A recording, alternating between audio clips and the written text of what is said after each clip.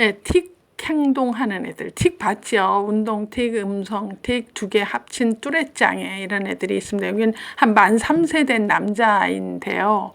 엄마가 혼낼 때 이게 막 소리를 막 지르고 좀 힘들게 하시면서 애를 혼내나 봐요. 그래서 소리를 한번 크게 지르고 난 다음부터 애가 틱을 하는 걸 발견하신 거지. 그러니까 엄마가 소리 지르는 게 원인 제공이 됐죠, 사실은. 그래서 이제 막 틱을 뭐 이제 어깨를 들썩거린다든지 이러니까 그럴 때마다 하지 마, 하지 마, 그러고 막 등을 쳐도 소용이 없는 거지. 한번 그러고 났으니까. 그래서 얘는 그 뭐랄까 엄마가 소리 지르는 게 무서운 거에 대한 해결책으로 어깨가 들썩거리는 거 하니까 견딜만 했다 이렇게 되는 거죠. 그래서 사실은 소리 지르는 게 원인 제공이었으면 그걸 하지 않으셔야 되는 거지. 어깨 들썩이는 걸로 막 야단치고 하는 것은 이게 좀 순서가 잘못됐다 이런 생각이 듭니다. 그래서 이제 요런 케이스가 이제 상담으로 왔어요. 그래서 자꾸 이렇게 애한테 틱하지 마, 그만해. 그리고 이렇게 얘기를 하는 것이 애들은 더 힘들게 되고 오히려 더 강화를 한다. 그래서 그 어깨 틱을 한다. 뭐 하지 마, 하지 마. 어깨 또 흔드니 넌 왜 그래? 이렇게 하는 것이 오히려 더 강화시키는 거다.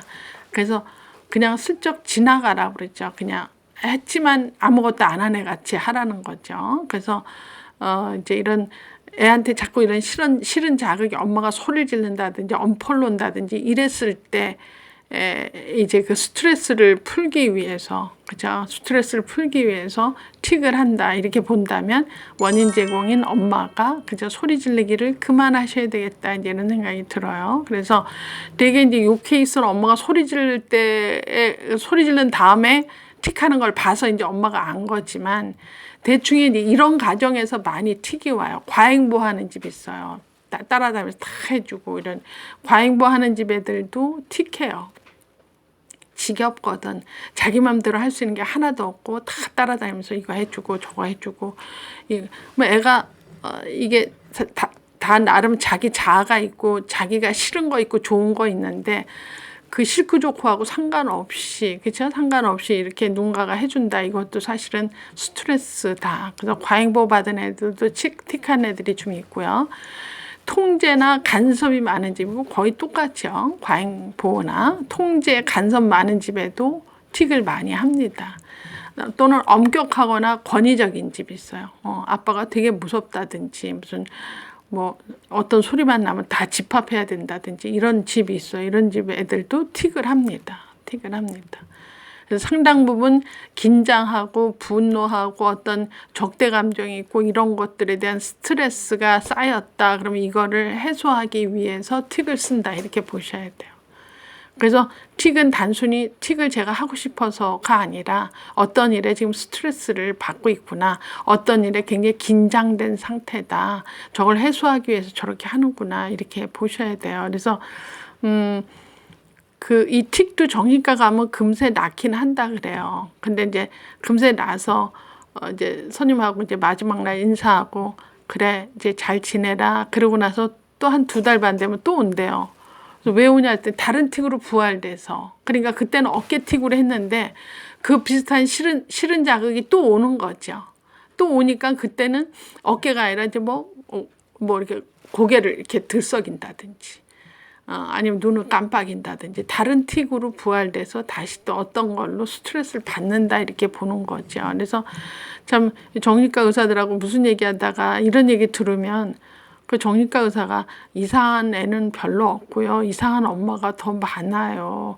저 아이는 한번 병원에 왔는데도 또 2달 후에 또 다른 걸로 또 엄마가 계속 뭘 시키려고 그러고 뭐냐 애를 들들들 볶으니까 애가 그 긴장감 하여튼 싫잖아. 싫은데 해야 되니까 분노 이런 것들이 쌓여서 그 스트레스화되면 그걸 풀으려고 하니까 다른 틱 부활로 된다. 참 이런 얘기 들으면 참 만만치 않잖아요. 어쩌면 애를 낳아서 저렇게 엄마가 애를 지금 스트레스를 준다는 걸 알고 있을까? 이제 이런 생각하니까. 그래서 이제 이때 내가 꼭 드리고 싶은 얘기는 긍정적인 양육 태도를 가져라. 그래서 이제 심리적으로 안정감을 갖게 애하고 상호작용을 해줘야 되지 않느냐. 그래서 때때로 칭찬거리, 때때로 격려하고 위로해주고 애가 가정이 안전지대라고 생각하면서 엄마한테 무슨 얘기를 다 하고 이러면 저렇게 억지로 참고 스트레스까지 만들어서 그걸 풀려고 틱을 한다까지는 굉장히 경과가 있죠. 시간적인. 그래서 저는 이 시점에서 꼭 얘기해주고 싶은 거는 물론 소아정신과는 금세 낫기도 하지만 또 다른 스트레스로 또 다른 틱이 또 부활된다. 그럼 결국은 원인 제공은 엄마지 않느냐. 그래서 너무 애 눈높이에 맞지 않게 여러 개 많이 시키려고 하는 것도 사실은 문제고 애 스스로 자율적으로 하게 해야 되는데 너무 과잉보호로 다 해주는 거 이런 것도 애들한테는 또 다른 스트레스다 이런 생각을 하면 혹시 우리 애가 난 정상인데 왜 저렇게 틱을 보이고 이러지? 그럼 선생님 말로는 거꾸로 얘기하면 내가 애들을 스트레스를 준다는 거야? 한번 이런 식으로 고민을 해보시면 애 스스로 할 수 있는 걸 하게끔 하는 게 정상인데 애 스스로 하는 것도 다 해주는 집은요 잘못된 거죠. 이런 게 다 과잉보호로 애한테는 스트레스로 된다. 신발도 다 신겨주고 다 해주고 그럴 필요는 없죠. 신발 좀 빨리 못하니까 미리 가서 신발 신고 있어라. 이렇게 해서 동시에 끝나면 다 같이 나갈 수 있게 미리미리 애를 좀 준비시켜서 신발 신게 한다든지 이렇게 하지 막 다 같이 하고 엄마가 늘 해주고 이런 애들은 이제 그런 것도 사실은 스트레스라고 봐요. 그래서 요새 보면 다 할 수 있는 애도 저 엄마가 너무 들이대서 해주고 있구나. 저러면 애가 이제 힘들 텐데 이런 생각해요. 그래서 저 바쁜 엄마들도 있어요. 방치하고 바쁜 엄마들도 있지만 정말 엄마가 완벽하게 다 해야 되고 엄마 스타일에 맞게 해야 돼서 너무 엄마가 앞질러서 한다. 이렇게 엄마가 바쁜 엄마는 애에 대한 칭찬이 없어요. 왜냐하면 다 엄마가 해주기 때문에. 근데 이제 엄마가 애들아 네가 한번 해봐. 그럼 저기 옷 입는 것도 그래요. 저가 반성을 한다면 저도 아들 둘 데리고 어딜 나간다 그러면 막 화장 엉터리로 나는 하고선 얼렁 입고 막 큰아이 입히고 둘째 입히고 막 다다다다서 신발까지 신기고 막 뛰어나가면 굉장히 내가 잘한 줄 알았어요. 한동안. 근데 이제 유치원 때 내가 한번 어떤 엄마를 보고 크게 반성한 적이 있냐면 한 번은 우리가 그 집 가서 그 엄마랑 같이 어딜 가기로 했는데 그 집은 딸이 둘이었었어요. 저는 아들 둘이고. 그래서 이제 나는 얼른 신겨갖고 그 집 가서 이제 기다리는데 그 문 열어놓고 봤는데 내가 깜짝 나하고 너무 다르게 하는 게 그 엄마는 화장을 좀 나보다 훨씬 공들여서 하는 엄마여서 이제 화장대 앞에서 화장을 열심히 하면서 두 딸이 입을 옷을요 이렇게 순서대로 쭉 늘어놔요. 속옷 위아래 그다음에 티셔츠 스커트 양말 이제 신발 이렇게 신게 큰애 거 둘째 거 해놓고 엄마는 화장대에서 화장하면서요 큰애 이름 불러요. 큰애와 아니 그거 입기 전에 속옷부터 입어요. 그럼 속옷 입어야지. 그럼 브라우스 입어. 그래 밑에 거 입어. 그 다음에 뭐 스커트 입자. 이렇게 말로 다 하고 화장을 늘어지게 하더라고요. 그러더니 또 둘째 오래니까 언니처럼 너도 해.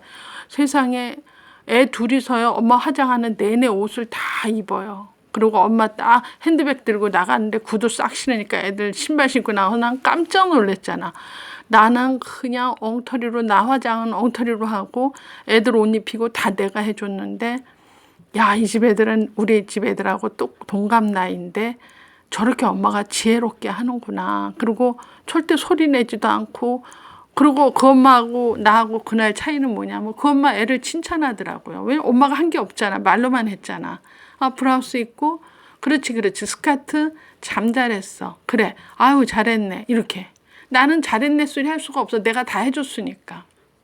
나한테 칭찬하는 거 웃기잖아요. 굉장히 차이가 있는 얘기예요. 그래서 저도 아들들 키우면서 그때 유치원 때 큰애 유치원 때 그걸 크게 반성하고 그 뒤로 나도 시간적 여유를 갖고 내 할 거 하면서 계속 눈으로 아이 컨택하고 말하면서 애가 하나 두 개 해냈을 때 애가 스스로 하는 힘도 생기고 또 내가 이렇게 뭐랄까 노력 투자를 안 했기 때문에 칭찬도 쉽게 나오죠. 아유 니네가 이렇게 잘하니까 엄마가 엄마 일 다 하면서 같이 했네. 이렇게 그래서 절대 이렇게 바쁘고 서두르는 엄마보다는 엄마가 미리 계획해서 애가 스스로 하게 하는 것이 난 애한테도 좋고 엄마한테도 좋지 않냐. 근데 요즘 이제 세태가 너무 바쁘고 지금 코로나 때는 더 힘들잖아요. 스트레스는 다 조금씩 있는데 이래서 엄마가 다 미리미리 하다 보면 이렇게 과잉보호하고 이러다 보면 애는 애대로 나 혼자 할 수 있는 것도 해주니까 이제 스트레스 받고 그러다 보니까 어간에 틱을 하게 되고 틱하기 시작하면 소화정신과 가야 돼요. 집에서 날 수는 없습니다. 그래서 지금 이런 것들이 사소하게 엄마가 조금 미리 좀 알고 있으면 모든 게 좀 편안해지지 않을까 해서 틱 얘기하다가 제가 이제 부모가 원인 제공일 때 이렇게 좀 달리 해보는 방법도 좋은 방법이다라고 생각이 듭니다.